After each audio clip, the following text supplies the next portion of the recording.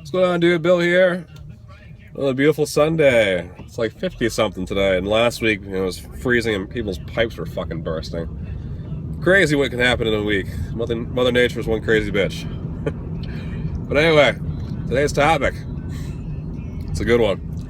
A little superficial, but I'll explain everything later. It's how to get any woman in the world to want you.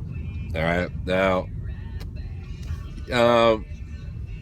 well, let's just talk about it. I mean, there's a few components to it. The first thing is that you want to have a decent looking body, or a good looking body, you know? I mean, women want someone, like generally, who's a man who's generally fit. Doesn't have to be perfect, but she wants someone who's generally fit. And there's always outliers and exceptions to the rule, obviously, but that's the gist of it. The other thing they want is somebody who's confident. Alright? Now, I'm going to talk a couple stories about me and personal experience. Now, when I was, how old am I now? I'm 28.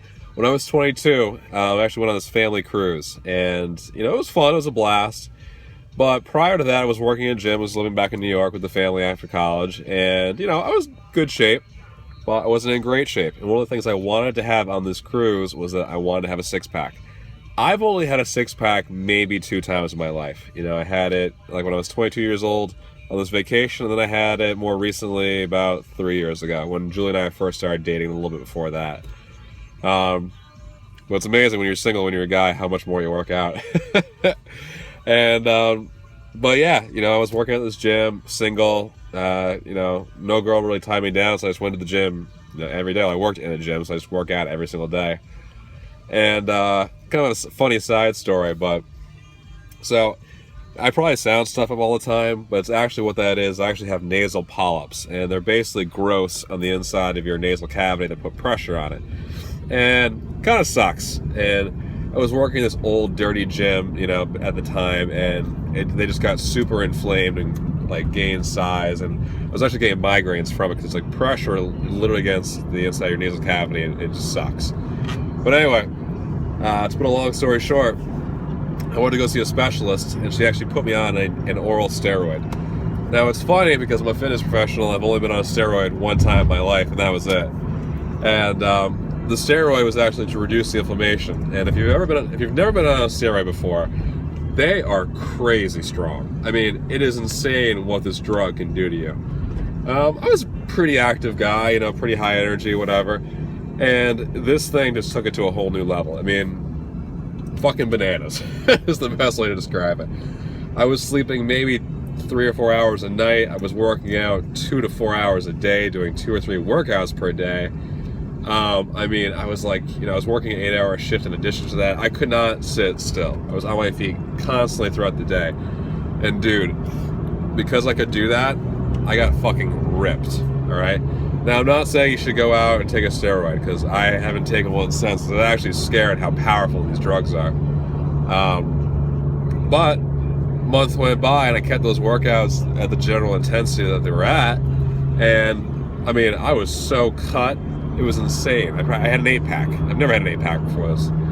So, went on the cruise, and I, you know, was probably one of the most confident people on this cruise boat because I knew I looked good. I was just like, I've never looked good, like this good in my whole life. But I was confident, I looked good, and I could definitely tell I got a little female attention that time. So, yeah, it was fun. But, you know, life happened, whatever. Gained the weight back on, obviously. Have a few Mai Tais and all those fruity drinks in the cruise boat with the umbrellas you have, and put on the weight again, which is cool. You know, but again, Julie and I this August, we're going on our honeymoon, and we're probably going to Belize. So we're on a beach again. And I'm like, you know what? I haven't had a six-pack for a few years, and I want it back. So I just want to feel confident again, you know, like that confident. And just be like, yeah, I'm a fucking man. But it's, you know, if you guys have ever experienced it and had it at one point, it is pretty cool, honestly. Like, you're just so confident. You know, it's like the world is your oyster. It's a great feeling. So one of my goals this summer is to get that back. You know, is to gain that level of confidence back again. Because I know there's going to be pictures of our honeymoon. I mean, everyone takes pictures of the honeymoon. And I want to look back on that and be like, yeah, the fucking man. So, but anyway, dude, to wrap it up, I mean, you gotta think about, like, what does a woman want? Well, she wants a guy who's in shape, who's confident. And honestly, if one of the best ways I think for guys to get their confidence back, especially if they're a little overweight, is to lose the weight. You know, just go ahead and lose it and have a detailed plan and, like, you know, execute how you're going to do it. Because if you're just trying to throw shit at the wall and see what sticks, I mean, dude, you can lose weight like that, but it's going to be a hell of a lot longer and it's going to be a hell of a lot harder than what you think it is.